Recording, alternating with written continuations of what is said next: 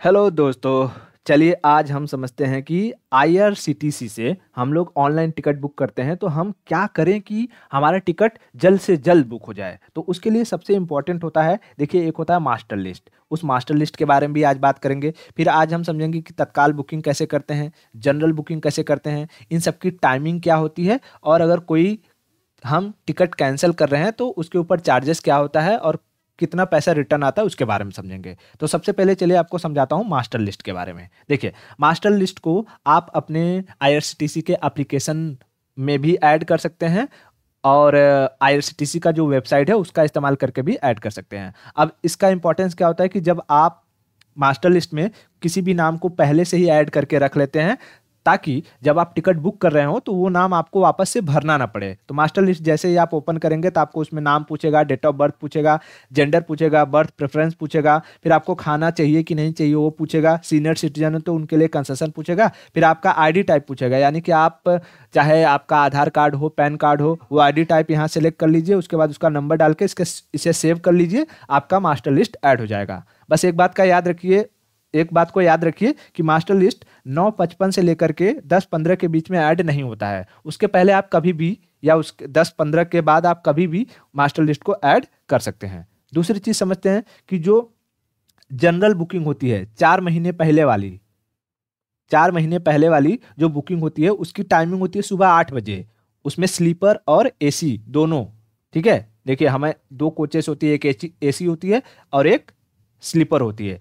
तो स्लीपर और दोनों की बुकिंग 8 बजे होती है। लेकिन यदि आप तत्काल टिकट बुक करते हैं, तत्काल टिकट, तो तत्काल में एसी का जो टाइमिंग होता है वो 10 बजे होता है सुबह, और स्लीपर का जो टाइमिंग होता है, स्लीपर की अगर बात करें तो वो 11 बजे से बुकिंग चालू होता है। ठीक है, इतना समझ में है? बहुत बढ़िया। उसके बाद नेक्स्ट अगर हम बात करें, यदि आपने कोई तत्काल टिकट बुक किया और वो तत्काल टिकट कंफर्म हो चुका है, तब एक बात का हमेशा याद रखिए कि कंफर्म्ड तत्काल टिकट को कैंसिल करने पर कोई भी रिफंड नहीं आता है, आपका कोई भी पैसा वापस नहीं आएगा। लेकिन अगर तत्काल टिकट आप बुक कर रहे हैं और वो वेटिंग लिस्ट में चला गया है, आरएसी में चला गया है या बुक नहीं हुआ है, तब आप कैंसिल करते हैं तो आपका पैसा वापस आता है। लेकिन वही जनरल टिकट है, तत्काल नहीं, जनरल टिकट है, जनरल, वो 4 महीने वाला जनरल टिकट है, या 4 दिन 5 दिन बाद आपको जाना है तो जनरल टिकट बुक किया है और उसमें अगर वो कंफर्म्ड हो गया है तो उसे कैंसिल करने पर उसमें पैसा वापस आता है। ठीक है, इतना समझ में आ गया? बहुत बढ़िया। अब चलिए, अब हम समझते हैं कि हमें ये जो लिस्ट है मास्टर लिस्ट वो कैसे ऐड करेंगे। तो सबसे पहले आपको जाना पड़ेगा आपके आईआरसीटीसी के वेबसाइट पर। मैं कभी कभी आईआरसीटीसी का जो ऐप होता है वो चलता नहीं है, इसलिए मैं वेबसाइट पर करके आपको बता रहा हूँ। तो आईआरसीटीसी आपको ये टाइप कर लेना है। उसके बाद पहला पेज ओपन होगा, वहाँ पर चले जाना है। सबसे पहले यहाँ जा करके आप लॉगिन कर लीजिए अपना आईडी।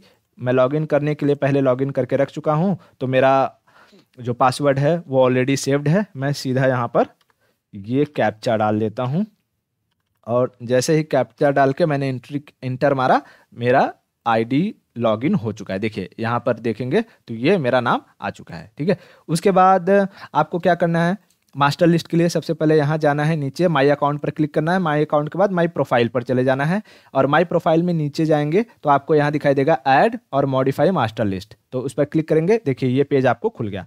यहाँ पर आप अपना नाम डाल दीजिए, डेट ऑफ बर्थ चूज कर लीजिए। देखिए, ऐसे चूज करना पड़ेगा। जैसे मान लीजिए कि आपका डेट ऑफ बर्थ है जो है आप 2005 के हैं, तो यहाँ पर 2005 चूज कर लीजिए। फरवरी के हैं तो या जनवरी फरवरी या सितंबर के हैं तो सितंबर चूज कर लीजिए। 1 तारीख है तो 1 तारीख, ऐसे चूज करेंगे तो आपका जो डेट ऑफ बर्थ रहेगा वो आ जाएगा। अच्छा, ये वही डेट ऑफ बर्थ आपको डालना है जो आप यहाँ से आईडी सेलेक्ट करेंगे। आईडी में यहाँ देखेंगे तो बहुत सारा देगा, आधार कार्ड है, बैंक पासबुक है, क्रेडिट कार्ड, ड्राइविंग लाइसेंस वगैरह है, पैन कार्ड भी है। सबसे इंपॉर्टेंट, सबसे आसान अगर बात करें तो आधार कार्ड आप चूज कर लीजिए। आधार कार्ड चूज करके यहाँ पर आधार कार्ड का जो 12 डिजिट नंबर होता है वो डाल लीजिए और आधार कार्ड पर जो भी नाम है वही नाम यहाँ इंटर कीजिएगा। नहीं तो जब आप सेव करेंगे, यहाँ से सबमिट करेंगे, तो आपका जो ये मास्टर लिस्ट होता है, जैसे मैंने पहले बहुत सारे मास्टर लिस्ट ऐड कर रखा है यहाँ पर, तो यहाँ देखिए एक वेरीफाइड का सेक्शन दिखा रहा है। ये वेरीफाइड नहीं होता है अगर ये नाम मिसमैच कर जाएगा आपके आधार कार्ड से, तो इस बात का हमेशा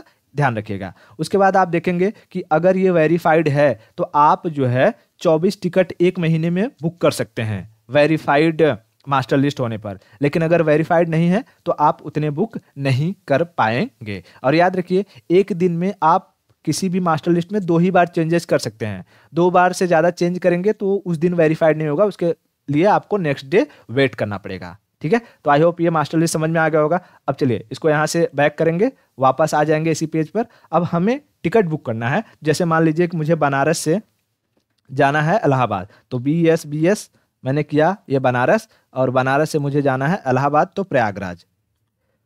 ठीक है, प्रयागराज मैंने यहाँ सेलेक्ट कर लिया। अब उसके बाद मुझे डेट यहाँ देखना है कि चलो मुझे कल जाना है 3 तारीख को। तो अब चाहिए तो मैं यहाँ जनरल रहने दूँ, पहले मैं आपको तत्काल करके दिखा देता हूँ। तो तत्काल के लिए मैं यहाँ चला जाता हूँ, ये देखिए मैंने तत्काल क्लिक कर लिया। उसके बाद सर्च पर क्लिक कर दूंगा। सर्च पर क्लिक किया तो आ गया वंदे भारत एक्सप्रेस। उसके बाद मैं जो लेना है, मुझे मान लीजिए कि AC चेयर पर बुक करना है, यहाँ पर क्लिक करके यहाँ इस पर क्लिक करूंगा तो ये बुक वाला सेक्शन अपीयर हो जाएगा। अब यहाँ पर जैसे ही क्लिक करूंगा तो ये कह रहा है कि हाँ BS से प्रयागराज चाहिए, हाँ मुझे वही चाहिए। ठीक है, उसके बाद देखिए ये आ गया।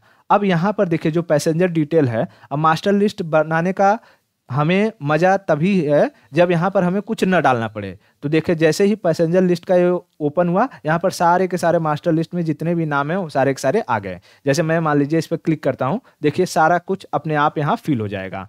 नाम हो गया, एज हो गया, जेंडर वगैरह हो गया, हमें फूड नहीं चाहिए था हमने लिया था ये हो गया, फिर आधार कार्ड वगैरह यहाँ चूज हो गया है। ठीक है, उसके बाद आपको सीधा यहाँ पर अपना जो कॉन्टैक्ट डिटेल होता है वो नंबर यहाँ पर डाल लेना है। जैसे मैं यहाँ डाल देता हूँ, मैं यहाँ पर नंबर डाल देता हूँ।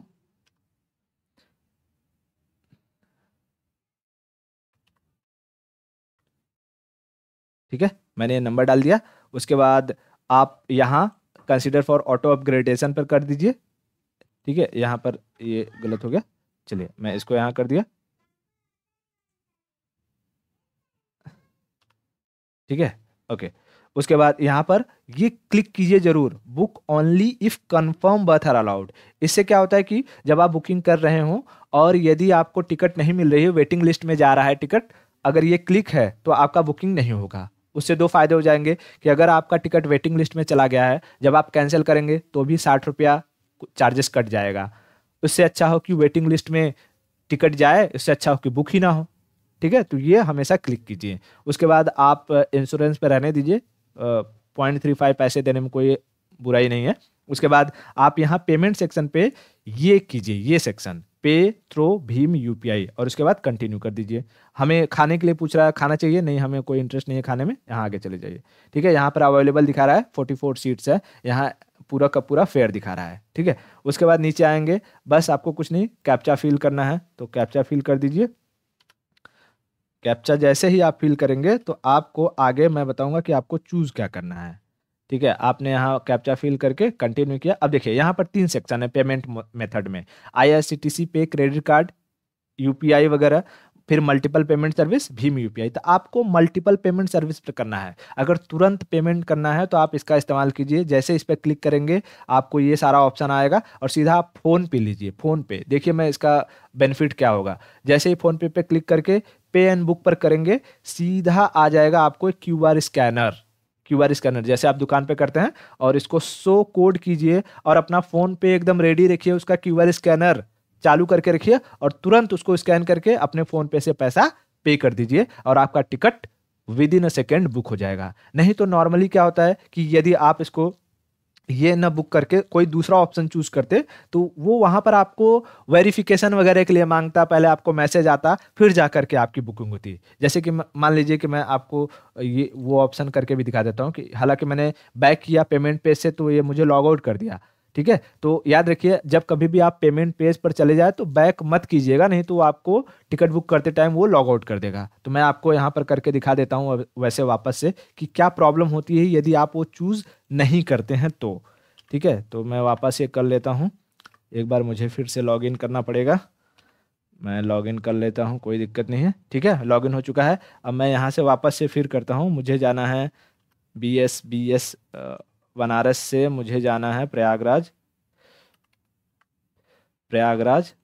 और मुझे अब मैंने इसमें अभी प्रीवियस में आपको तत्काल बुकिंग किया, अभी मैं जनरल ही बुक करूंगा। ठीक है, जनरल यहाँ पे मैं जनरल ही रहने देता हूँ, मुझे 4 तारीख को जाना है।